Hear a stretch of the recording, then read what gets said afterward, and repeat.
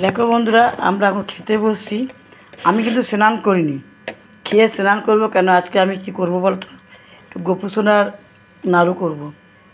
এই দেখো বুড়োর ভাত রেখে দিয়েছি, কিন্তু আমি ভেবেছিলাম একটা ডিমের কারি করব আর সয়াবিন তরকারি। ও অত ঝামেলাকে করছে।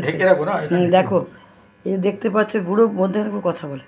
এই দেখো এখানে ডিম আলু ঝোল করে দিয়েছি, তার সাথে সয়াবিন দিয়েছি। তাহলে কী হলো, সয়াবিনের তরকারি হলো আর ডিমেরও হলো। আমি খাবারটা অলরেডি শুরু করে দিচ্ছি।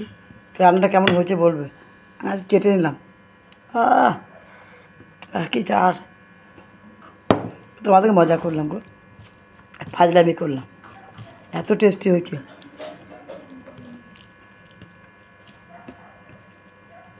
কেমন চাটলাম কেন বলো বলতো, তাও পড়ে গেছে ডিমটা। তো লোক পড়েন তো জানো তো গো, চাউমিন দিয়ে আলু দিয়ে ডিম দিয়ে ফ্যান চালাকো ঠান্ডা গরম।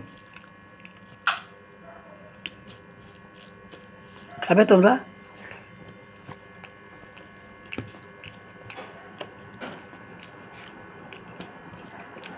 মাঝে মাঝে মাটিতে খায়, হয়ে যাবে। মাঝে মাঝে ডাইনিং টেবিলে খায়, কখনো টি টেবিলে খায়।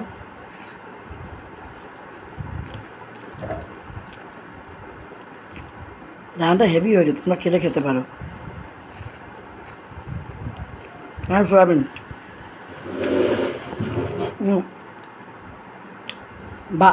ভাবলাম এক, করলাম এক। ভেবেছিলাম সয়াবিন তরকারি করবো আর ডিমের কারি।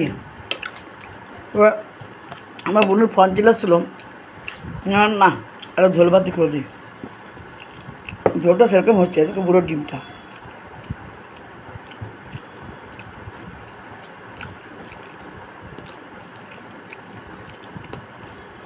ডাইনিং টেবিলে খায় ভালো, জানো। আগের লোকের ছিল না ঠিক আছে, তো এখন লোকের ওরকম লোকের রোগ ছিল না, এখন তো লোকের রোগ প্রচুর হয়েছে।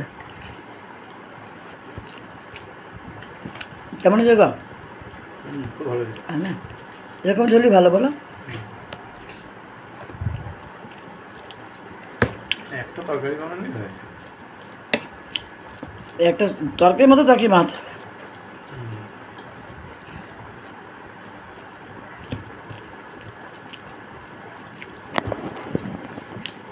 যে যে খাবে চলে এসে। আমার মেনু হলো আজকে ডিম দিয়ে আলু দিয়ে সয়াবিন দিয়ে মাখা মাখা ঝোল। না ঝোল না ডাল, না মোটা মোটা। না সয়াবিনের মশলাটা ছিল মনে নেই, ওই জন্য সয়াবিনটা করলাম, ভুলে গেছে। আরেকদিন করবো, সয়াবিন তো অনেকগুলো আছে।